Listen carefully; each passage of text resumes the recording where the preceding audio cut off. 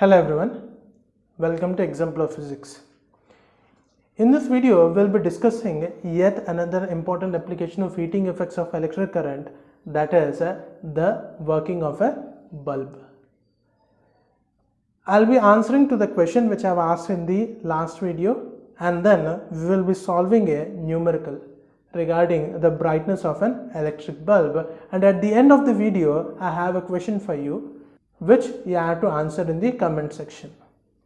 So without wasting time, let's start our discussion. In the last video, I have asked you a question. The question was that which element is used as a filament for an electric bulb and what is its melting point? The element which has been used as a filament for electric bulb is tungsten. Its symbol is W. And its melting point is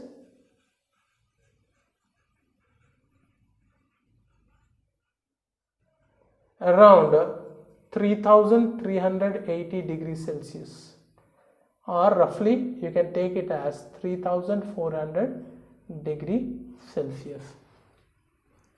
So in this video we'll be discussing the working of a bulb and how heating effects of electric current helps the bulb to glow. You must be wondering what would happen to the human life if the bulb was not initially invented. The development which you are seeing in today's day-to-day life may not be possible without the invention of the bulb. So I'll be discussing a very basic filament type bulb which is commonly found in our houses. So I have a bulb with us. So this is a small bulb which I have with me. I hope you can see this. So this is the bulb we have, and here is a branding over it. Okay, so here is the branding over this bulb, and the main thing which you have to see is the rating of the bulb. The rating is 230 volts and 10 watts. So the bulb which I am showing you here is of rating 230 volts 10 watt.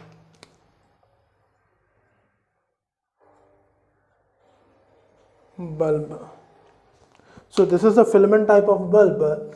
Here the bulb has made glossy, so you cannot see the inside filament, even though I'll try my best to show you the inside filament.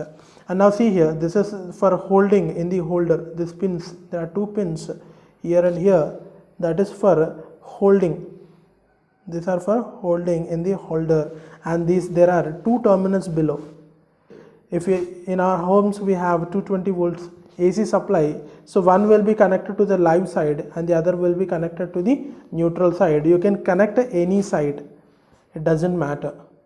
Okay, so I'll try to show you the filament inside it. So it is a little bit glossy as it is used as a night lamp.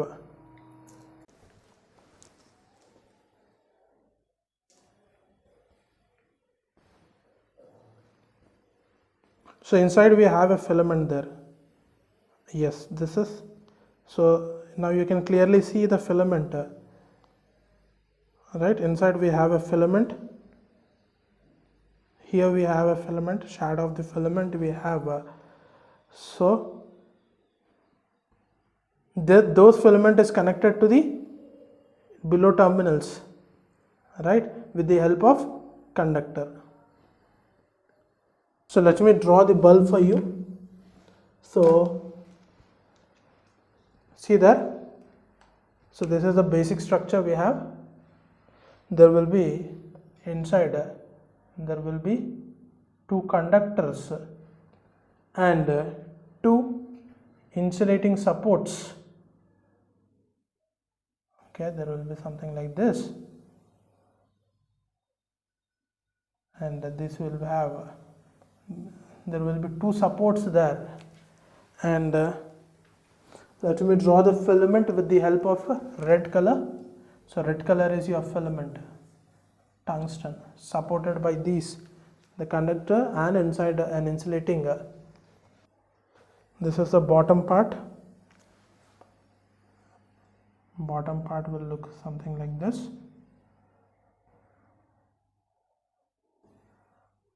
And one pin this side, the other pin not visible, and below we have two terminals of the bulb which would be internally connected. They will be internally connected from inside, and let me draw the chamber of the bulb, the glass thing which you are seeing, the glass thing which you will see. So this red color is the filament. The red color one is the filament of the bulb that glows and gives us light. So let me draw the circuit here. Circuit for this. So bulb is connected to electric circuit with the help of a switch. So let's take a AC source here. So this is the AC source, 220 volt, which we have in our home. Right. Now when I close the switch, what would happen? The current will flow through the circuit. The current will flow inside the bulb through the filament. Current will flow like this through the filament and come back, and the circuit is complete when I close the switch. Now the question is, how does the bulb glow? So for this, let us try to understand one experiment. What is that experiment? You take a candle or a burner. Take one burner. Okay, take one burner here. This is the knob of the burner to adjust the flame.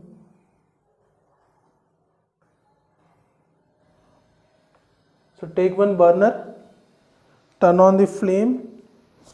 So flame, let me show it with red. So say this is the flame coming out of the burner, and what you will do is take a small iron rod or a small thin iron wire, anything which you have, and put it here, put it in the flame for some time. What you will observe, after some time the iron will get red hot, not just hot but red hot. That means the red light starts coming from the iron rod, whatever thing you have taken, the red light comes coming out of it. What I am going to explain is the hot object also emits light. So this is the same thing has been used, the same principle has been used in the electric bulb, but in order to make the filament hot, we are not using any fire. What are we using? We are using the heating effects of electric current. We are using the heating effect of electric current. That is, when an electric current passes through a conductor, the conductor will become hot. So as soon as the current flows, see there, current flows through the conductor. Now when it flows through the filament, the filaments will get hot or get heated up very fast. The filament will get heated very fast, and it is designed in such a way that it retains as much as heat possible, so that it gets hot and starts emitting light. So what is the principle? The current passes through the filaments gets hot. Because of the hotness, the light gets emitted from the bulb. The same thing happens here. So in order to make this filament, we need a strong, very strong material. We need a strong material, right? It has to retain as much heat as possible. So it should be very strong even at high temperature, and it should have a high melting point. So that's why, which element we are choosing? We are choosing the tungsten. We are choosing the tungsten here, which has the melting point around 3400 degrees Celsius. Now see there, at this temperature, at very high temperature, what would happen? Any materials will start reacting with the surrounding materials. So any material will start reacting with the surrounding materials. As the temperature increases, the reactivity of the material will also increases. So in order to stop that, what we do is we make or we fill this chamber with less reactant gases like nitrogen or argon. So inside either nitrogen or argon is filled. So in a bulb, most of the energy is dissipated as heat, and small part of the energy, so because of this heating, is converted into light. I hope that you have understood the concept. Let's try to solve a question. Here is the question. In an electric circuit, 3 incandescent bulbs A, B and C of rating 40 watt, 60 watt and 100 watts respectively are connected in parallel to an electric source. Which of these are likely to happen regarding their brightness? A. Brightness of all bulbs remain same. B. Brightness of bulb C will be the maximum. C. Brightness of bulb B will be more than that of A. D. Brightness of bulb C will be less than that of B. Can you solve this question? Just pause the video and try to analyze the question and answer it. Again, resume to the video. So we are given 3 bulbs of different ratings.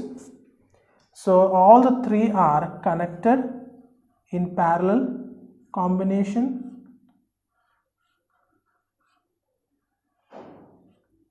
to the same source. So let us write the source voltage as V. So the source voltage here it is V, and let us name the bulbs. So let us just call this as A, B, C as given in the question. So the power of the bulb A is how much? I am writing it as PA 40 watt. Power of B, bulb B is 60 watt, and the power of C is equal to 100 watt. So what we need to understand is that the potential difference across each bulb is same, and the formula for the power is V into I. We have already discussed in the previous videos. If you haven't seen them, I recommend to see them. So power is equal to V into I. Here the V is same, so the power is proportional to I now. So more the current flows through the bulb, more will be the energy consumed per second, and hence more will be the brightness. Here we don't have to consider the magnitude of the current, because the one which is having the more power will have more current, and the one which is having more current will have more energy consumption, and hence the brightness.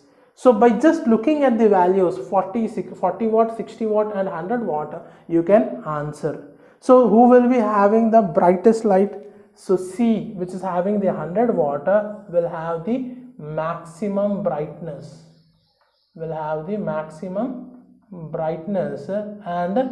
the one which will have the minimum brightness, who is that? The one having the least power, and that is our A. So this will have minimum brightness. So let us go through the options once again. Brightness of all bulbs remain same? No, their powers are different, hence their brightness are different. Hence the option A is wrong. Brightness of bulb C will be the maximum? Yes, because the C has maximum power rating. So bulb B is, option B is correct. Bulb C will be having the maximum brightness. Next, option C, brightness of bulb B will be more than that of A. So now see there, B is having the power rating of 60 watt and A is having the power rating of 40 watts. So the PB is greater than PA Hence, the brightness of bulb B will be more than that of A. So C is also correct. Next, option D, brightness of bulb C will be less than that of B. No, C will have the maximum brightness. So this is wrong. Now I'll give you a question. The question is same. The question is same as this one, but what would happen if I connect all them in series combination? If I connect all the bulbs in series combination, then who will be having the maximum brightness out of A, B and C? So think about that question. We will discuss about that question in the next video. Thanks for watching. If you like the video, please share it among your friends and tell them about the channel. Thank you.